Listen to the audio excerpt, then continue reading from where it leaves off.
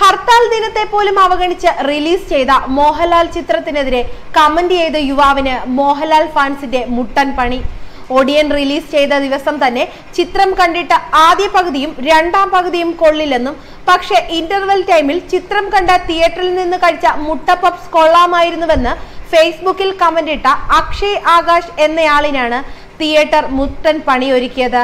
അക്ഷയ് ആകാശിന്റെ പോസ്റ്റിന് മറുപടിയായി തങ്ങളുടെ തിയേറ്ററിൽ മുട്ട പപ്സ് വിൽക്കുന്നില്ലെന്നെഴുതി സിനിമയെ തകർക്കാനായി കമന്റ് ഇട്ട ആൾക്ക് വേണ്ടി മാത്രം 3 മുട്ട പപ്സ് വാങ്ങി സൂക്ഷിച്ചിരിക്കുകയാണെന്നും പോസ്റ്റ് ഇട്ടു.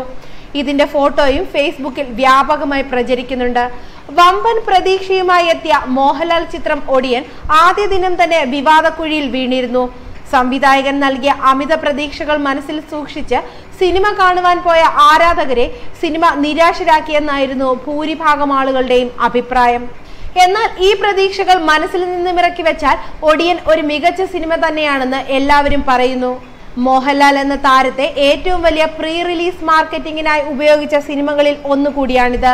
മോഹൻലാലിന്റെ വണ്ണം കുറയ്ക്കൽ മുതൽ ഇന്നോളം ഒടിയൻ തൊട്ടതെല്ലാം വാർത്തയായിരുന്നു. പുലിമുരുകാനന്തര മാസ് ആഘോഷങ്ങളും ഒടിയനെ ചുറ്റിപ്പറ്റി നിന്നു. മോഹൻലാലിനൊപ്പമുള്ള താരങ്ങളെ ചുറ്റിപ്പറ്റിയും ചർച്ചകൾ ഉണ്ടായിരുന്നു. ആദ്യഘട്ടത്തിൽ അമിതാഭ് ബച്ചന്റെ പേര് ഉയർന്നു കേട്ടിരുന്നു. 3Dയിൽ സിനിമ പുറത്തിറങ്ങുമെന്നും കേട്ടിരുന്നു. എന്തായാലും ഒടിയൻ ഇതിന്റെയൊക്കെ അസാന്നിധ്യത്തിലും നിത്യേന എന്നോണം വാർത്തകളിൽ നിറഞ്ഞു. മോഹൻലാലിനൊപ്പം പ്രകാശ് രാജ്, മഞ്ജു വാര്യർ, മനോജ് ജോഷി, നരൈൻ, സന അൽത്താഫ്, നന്ദു, സിദ്ദിഖ്, ഇന്നസെന്റ്, കൈലാഷ്, ശ്രീജയ തുടങ്ങിയ വൻ താരനിര സിനിമയിലുണ്ട്.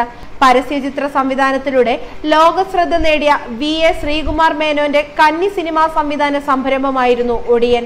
ഇത്രയും വലിയ സിനിമ ഒരു നവാഗത സംവിധായകന് താങ്ങുമോ എന്ന ആശങ്ക പ്രേക്ഷകർക്കിടയിൽ പ്രചരിക്കുമ്പോഴൊക്കെ ഓസ്കാർ നേട്ടം വരെ പ്രതീക്ഷിക്കുന്നുവെന്ന് ശ്രീകുമാർ മേനോൻ വാദിക്കുന്നുണ്ടായിരുന്നു.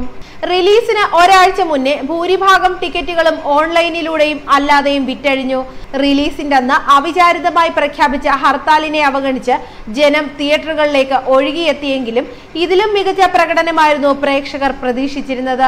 സോഷ്യൽ മീഡിയ പ്രമോഷനിലൂടെ സിനിമയ്ക്ക് ഓവർ ഹൈപ്പ് നൽകിയതാണ് തിരിച്ചടിയിലേക്ക് നയിച്ചത്. മോഹൻലാലിന്റെ അസാമാന്യ ആക്ഷൻ രംഗങ്ങളും സ്റ്റണ്ടുമൊക്കെ പ്രതീക്ഷിച്ചെത്തിയവരാണ് നിരാശയിലായത്. പ്രതീക്ഷകളൊന്നുമില്ലാതെ തികച്ചും പോസിറ്റീവായി സിനിമയെ സമീപിക്കുന്നവരെ സംബന്ധിച്ചിടത്തോളം വളരെ മികച്ച അനുഭവമാണ് സിനിമ സമ്മാനിക്കുന്നത്. നെഗറ്റീവ് പ്രചാരണത്തിലും ബോക്സ് ഓഫീസിൽ നിന്നും കോടികൾ സ്വന്തമാക്കി മുന്നേറുകയാണ് ചിത്രം. പ്രീ ബിസിനസിലൂടെ സിനിമ 100 കോടി സ്വന്തമാക്കിയതായി സംവിധായകൻ വ്യക്തമാക്കിയിരുന്നു. ഡീഗ്രേഡിങ്ങും നെഗറ്റീവ് പ്രചാരണവും ഒക്കെ അരങ്ങ് തകർക്കുന്നതിനിടയിലും സിനിമയെ അതൊന്നും ബാധിച്ചിട്ടില്ലെന്ന് വ്യക്തമാക്കുന്ന തരത്തിലുള്ള തിരക്കാണ് തിയേറ്ററുകളിൽ അനുഭവപ്പെടുന്നത്. ന്യൂസ് ഡെസ്ക് മലയാളി വാർത്ത.